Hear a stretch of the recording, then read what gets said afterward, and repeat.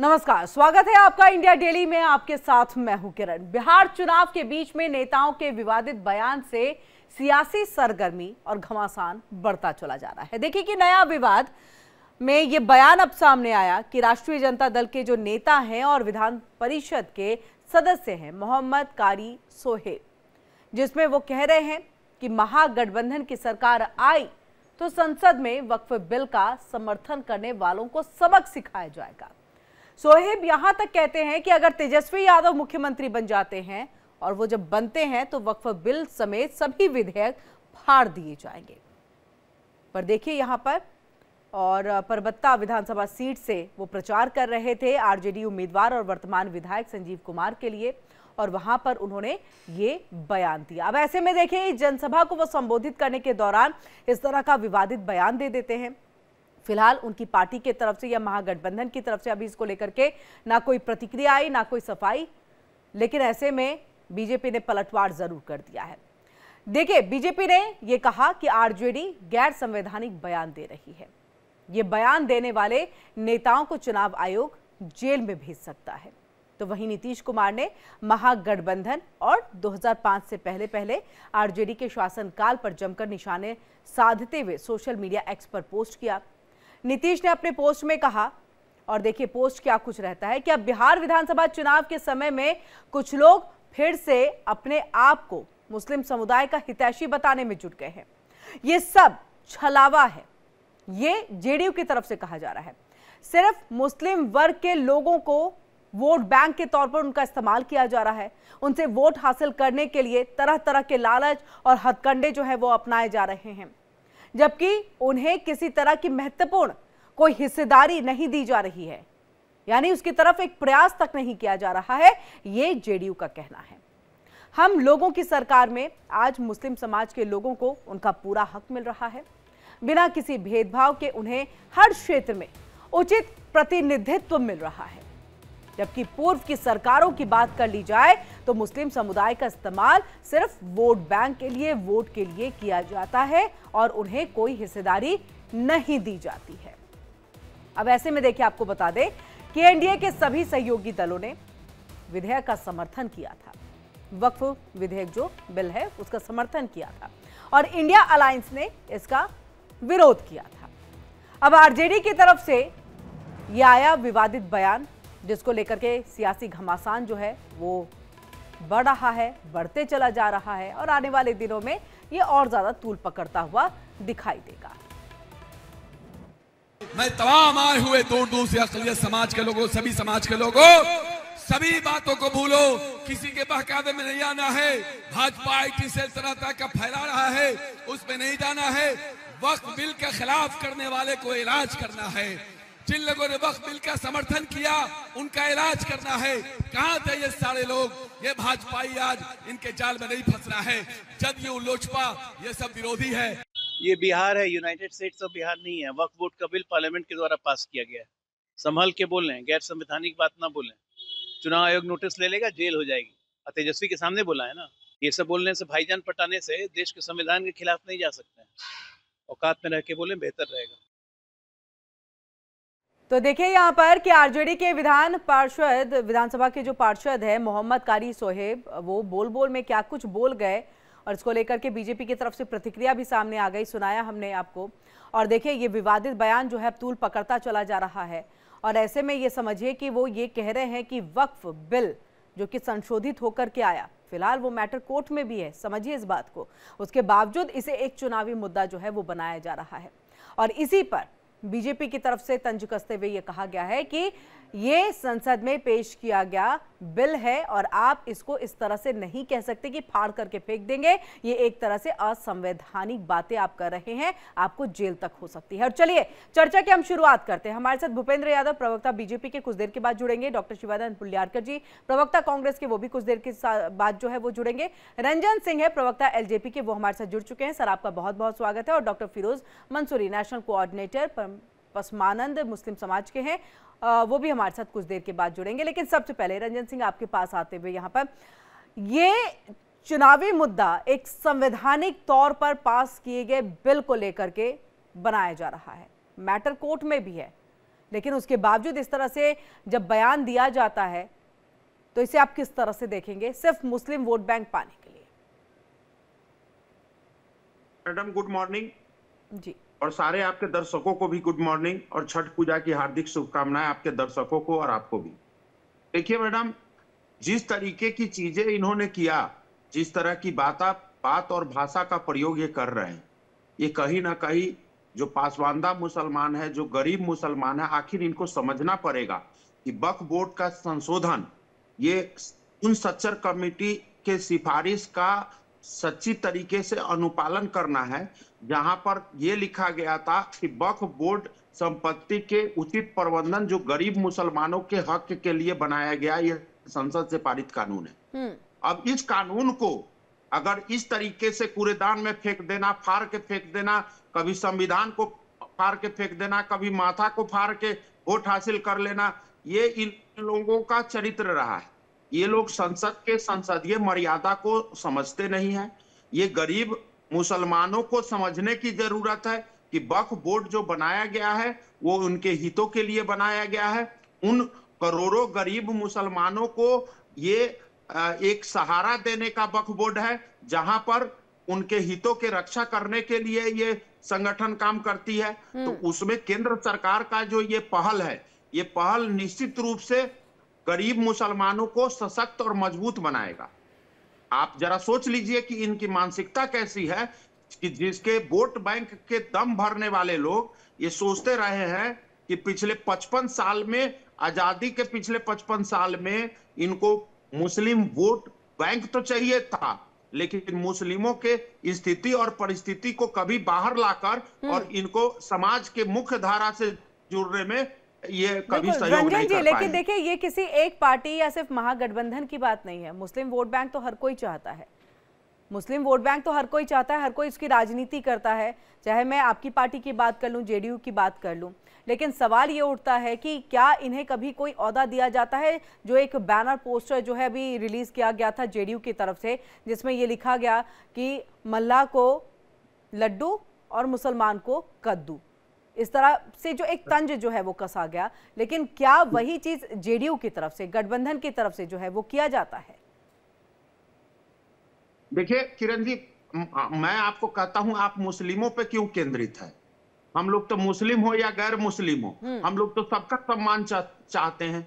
और वोट हमको सिर्फ अपने सत्ता के मलाई खाने के लिए नहीं चाहिए। हमारे गठबंधन में इस तरीके से संपत्ति का अर्जन नहीं किया है कि जमीन के बदले नौकरी या नौकरी के बदले जमीन वाला खेल हमने नहीं खेला है। हमने मवेशियों का चारा नहीं खाया है। उससे अचूक संपत्ति अर्जित करने वाले लोग सत्ता में इसलिए वापसी चाहते हैं इन वोट बैंक के सहारे, कि ताकि उनके अचूक संपत्ति का रक्षा किया जा सके। किरण जी, मैं आपके चैनल के माध्यम से बता दूं, हम लोग को तो वोट इसलिए चाहिए क्योंकि एक राष्ट्र निर्माण में और समाज के निर्माण में मुख्य धारा में गरीब मुसलमानों को लाने के लिए हम लोग उस पर काम कर रहे हैं। बहुत सारी ऐसी योजनाएं हैं, चाहे उस्ताद योजना हो, नई रोशनी योजना हो, नई मंजिल योजना हो, कुशल कारीगरों को प्रशिक्षित करना हो, चाहे सरकारी योजनाओं को जमीन पर उतारने की बात हो, तो इस तरह के चीजें एनडीए सरकार पिछले 11 साल में पसमानदा मुस्लिम समुदाय की बात की है, उनके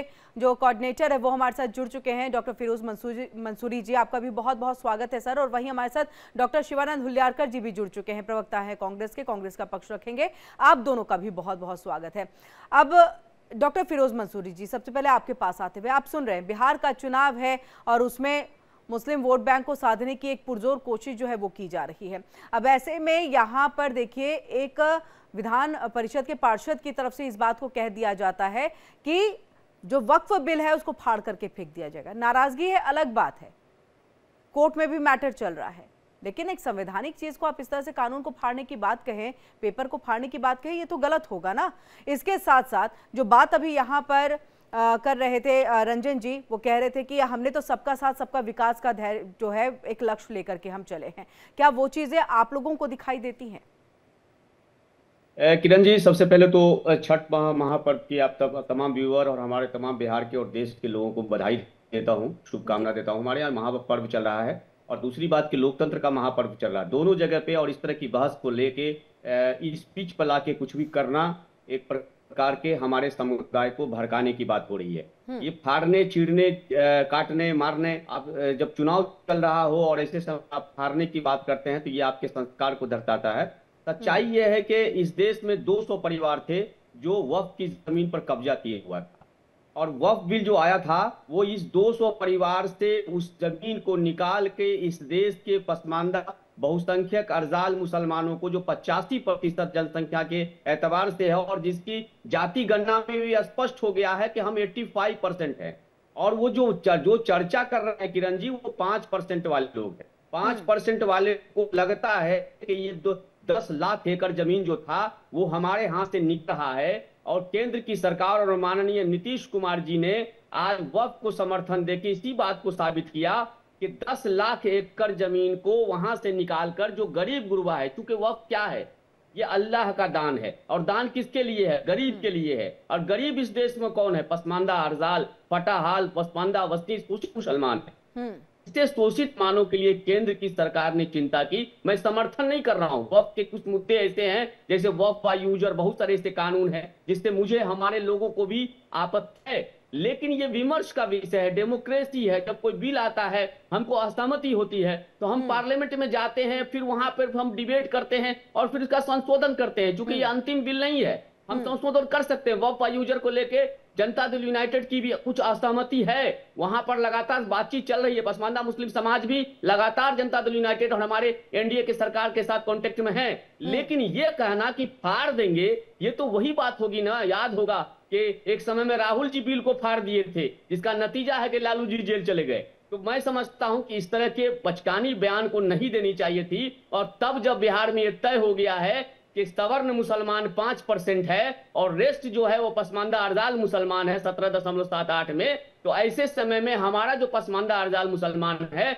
इस तरह की बयान की ना सिर्फ मजम्मत करता है, बल्कि पार्लियामेंट के द्वारा पास की हुई किसी भी कानून पर उंगली उठाने के लिए हम इसको इजाजत नहीं देंगे। और हमारा जो असहमति है वक्फ यूजर को लेके, बहुत सारी असहमति वहां हो सकती है, वो असहमति जो है उसको तो लेकर के देखिए कोर्ट में बातचीत हो ही रही जी, कोर्ट में चीजें चल ही रही हैं, बाकी चीजों पे जो है चर्चा चीजें चल रही हैं। यहाँ पर है कि बयान इस तरह से एक संवैधानिक कानून के ऊपर में दे देना कहाँ तक सही है।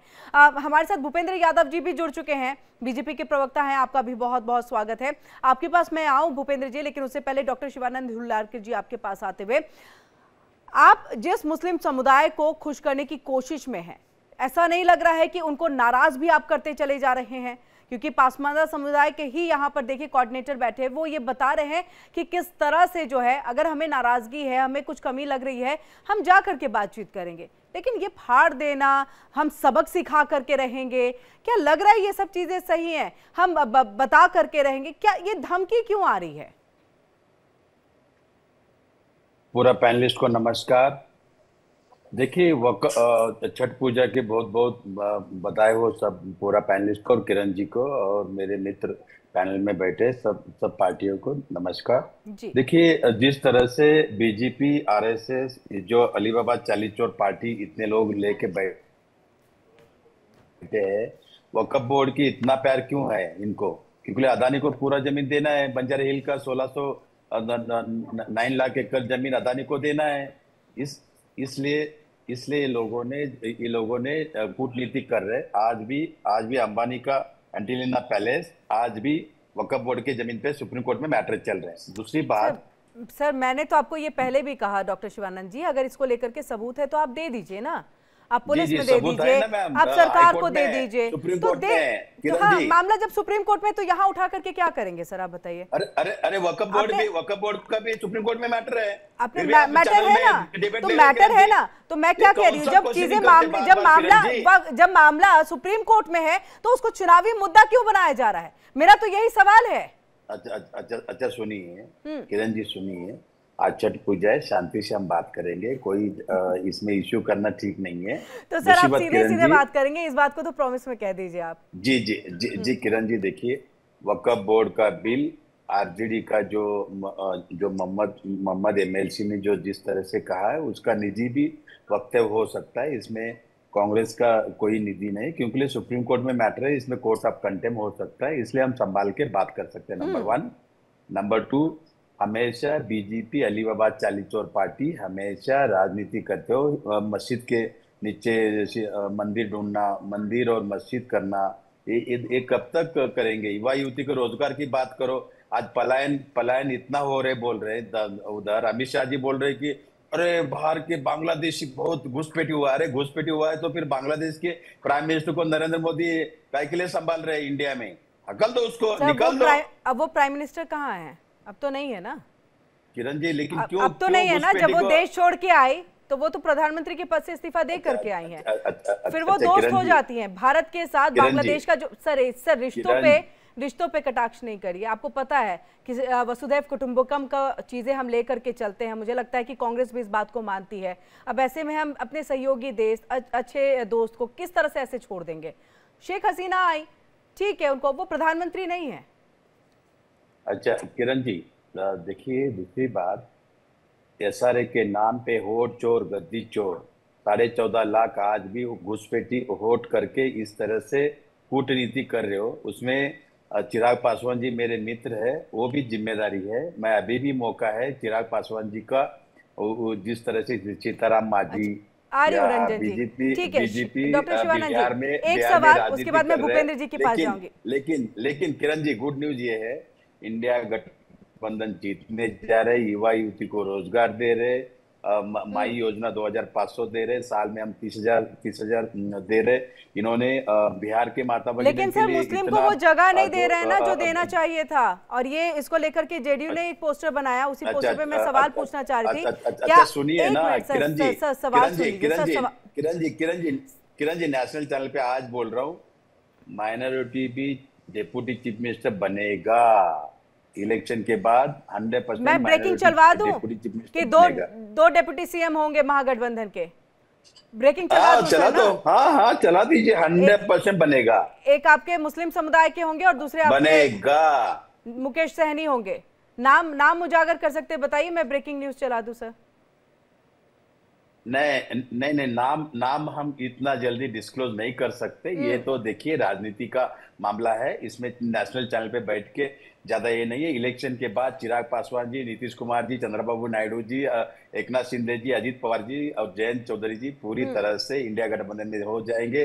ठीक है, तो डॉक्टर शिवानंद हुलियारकर जी के कोर्ट के अनुसार जो है, मैं यहाँ पर ये बताना चाहूंगी, बड़ी खबर है कि जो महागठबंधन है उनकी तरफ से 2 डेप्यूटी सीएम बनाए जाएंगे, एक मुस्लिम समुदाय से और दूसरे मुकेश सहनी का नाम तो उजागर कर ही दिया गया है। और जो बात यहाँ पर जेडीयू की तरफ से, तो जेडीयू को कहीं ना कहीं यहाँ पर देखिए किस तरह से उन्होंने चुप कराने के लिए डॉक्टर शिवानंद जी ने कहा है। रंजन जी, आप कुछ कहना चाहते हैं, अपनी बात को रखिएगा, उसके बाद मैं भूपेंद्र जी आपके पास आती हूँ। देखिए, हुलियारकर भाई को मैं 2 शब्द बोलना चाहता हूँ। पहला शब्द यह है मेरा कि राजनीति में, बिहार की राजनीति में कांग्रेस पार्टी की इतनी जमीन नहीं बची है कि ये मंत्री बना सके। मुख्यमंत्री और उप मुख्यमंत्री की तो बात अलग है, इनकी हैसियत इनकी पार्टी की नहीं है बिहार की जमीन पर। ये पिछले 35 साल से बने हुए हैं। राजद, जो लोग इनको सत्ता से उखाड़ के बाहर फेंका, आज उन्हीं के गोद में बैठ के अपने राजनीतिक अस्तित्व को ढूंढने का प्रयास कर रहे हैं। तो ये मुख्यमंत्री और उप मुख्यमंत्री और मंत्री बनाने की तो बात ही ना करें, पहली बात। दूसरी बात, मैं आपको बता दूं किरण जी कि 2006 में सच्चर कमेटी की रिपोर्ट आई थी। उस समय 2006 तक 59 साल लगभग आजादी के हो गए थे। 59 साल में 9 साल को अगर माइनस कर दीजिए, लगभग 50 साल इसी कांग्रेस पार्टी का सरकार रहा। आखिर सच्चर कमेटी की रिपोर्ट इन्हीं के सरकार में क्या आई थी कि इस देश में मुसलमानों का जो हाल है वो दलित और अति पिछड़ों से भी बुरा हाल है। अब मैं आपको ये कहना चाहता हूं कि 50 साल जब इनकी सत्ता थी तो गरीब मुसलमान की हालात, स्थिति और परिस्थिति क्यों नहीं बदल पाए ये लोग? और आज सच्चर कमेटी के सिफारिश पर जब हम लोग काम करना शुरू कर दिए तो इनको पेट में दर्द होना शुरू हो गया। इनको हर राज्य से इनके वोट चोरी का आरोप ये लगाते हैं।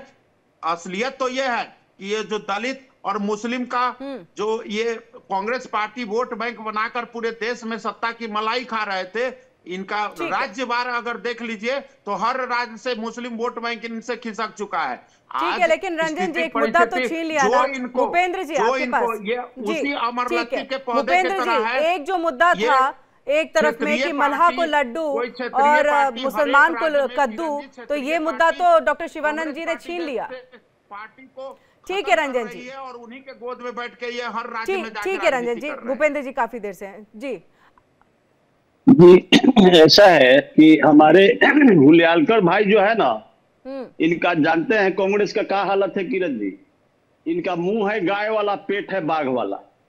ये पूरे देश के मुसलमान भाइयों को और दलित भाइयों को ये अपना पेट में एकदम चबा गए, बर्बाद कर दिए। अपने जो है ना मलाई खा रहे थे।